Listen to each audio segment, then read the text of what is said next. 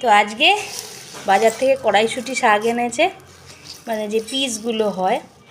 তো ওই কড়াইশুঁটি শাক দিয়ে যে মা রান্না করবে, এটা আপনাদের কাছে যে শেয়ার করব। দেখতেও কি ভালো লাগছে না? উইন্টারে তো নানান ধরনের শাক পাওয়া যায়। তো চলুন এটা ভালো করে ধুয়ে মিহি করে কুচিয়ে নেওয়া হোক, তারপরে রান্নাটা দেখাচ্ছি কড়াইশুঁটি শাক কীভাবে রান্না করা হয়। তো এইবার কড়াইশুঁটি শাকটা ভালো করে মা কুচিয়ে নিয়েছে, মিহি করে কুচিয়ে নিয়ে ভালোভাবে নুন দিয়ে ধুয়ে নিয়েছে, 3-4 বার করে ধুয়ে এই চুবড়িতে ছেঁকে নিয়েছে। আর এদিকে কড়াইয়ে যাবে গোটা শুকনো লঙ্কা আর সর্ষের তেল।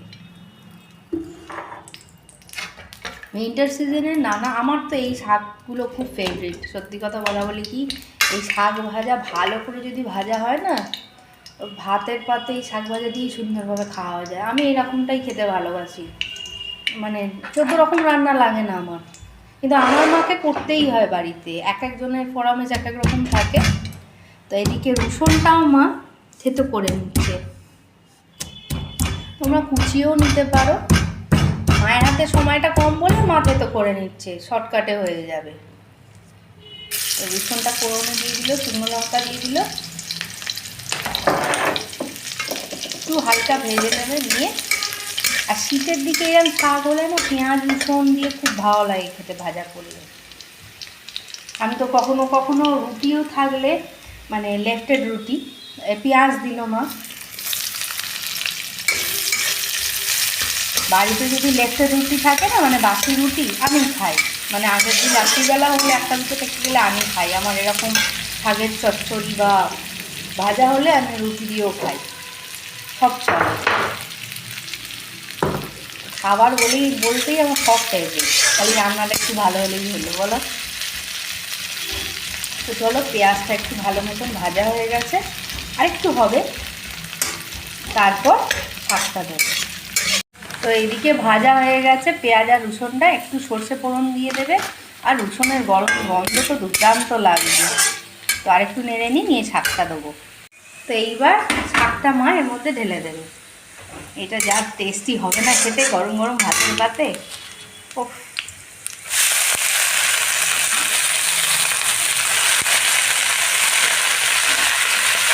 শাকটা অল্প অল্প করে দিয়ে আমার নেড়ে নেবে। আমি শাকটা কেটেছি, মা কাটলে একদম মিহি হয়, আর কাটতে গিয়ে আঙুলও কেটে ফেলা হয়েছে। এই যে আঙুল পুরো কেটে ফেলেছি, অবস্থা খারাপ হয়ে গেছে। তো মা বললো তো তোকে আর শাক কাটতে হবে না, একটু বড় ছোট শাকটা কাটা হয়ে গেছে, মা কাটলে মিহি মিহি হয়, সব কিনতে হবে। হ্যাঁ, মা বলে সব কিছু। হ্যাঁ, কেটে গেছে বলে আমি উয়া করছি বসে, সেটা কিছু নয়, একটুখানি লাগছিল। আরে টিটেনাস নিয়ে নেবো। আর এরকম প্রায়শই কাটে, আমার অভ্যেসও আছে। এবার এই শাকটা একটু হোক, এই শাকটা খুব হেলদি হয়, প্লাস খুব টেস্টি হয়।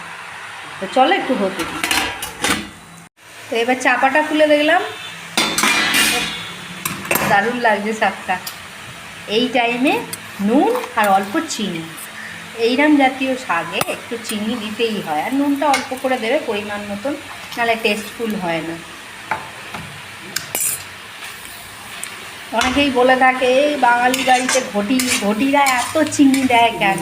তাহলে সব রাঁধুনেরা সব কিছুতে চিনি দিত না। যত বড় বড় শেফরা আছে তারাও বলে ব্যালেন্স করার জন্য মিষ্টি লাগেই। কখনো কোনো এমনকি এরকমটাও হয়, আমরা যে পায়েস রান্না করি না, পায়েসেও 1 চিমটে মতন নুন দিতে হয়, ডেজার্টেও, তবে সেই টেস্টটা বেড়ে যায়। আমার তো হেভি লাগছে, প্রচণ্ড খাদ্য রসিক আমি, সব খাবার ভালোবাসি, বিশেষ করে ভেজ। তো চলো একটু হতে দিই। তো ফাইনালি কড়াইশুঁটি শাক পুরোপুরি রেডি। দারুণ লাগছে, দারুণ। আমি তো গরম গরম ভাতের পাতে 1 চামচ 2 চামচ ঘি নেবো, অনেকটা শাক নেবো, নিয়ে ভালোভাবে খাবো। তা আমার মা যেভাবে বানালো এইভাবে বানাবেন। এই মটর শাক হোক, কড়াই শাক হোক, কড়াইশুঁটি শাক, এইগুলো খুব ভালো লাগে। আর এগুলো খুব ছোটো ছোটো করে কাটতে হয়। হ্যাঁ, এইগুলো একদম মিহি মিহি করে কাটতে হয়।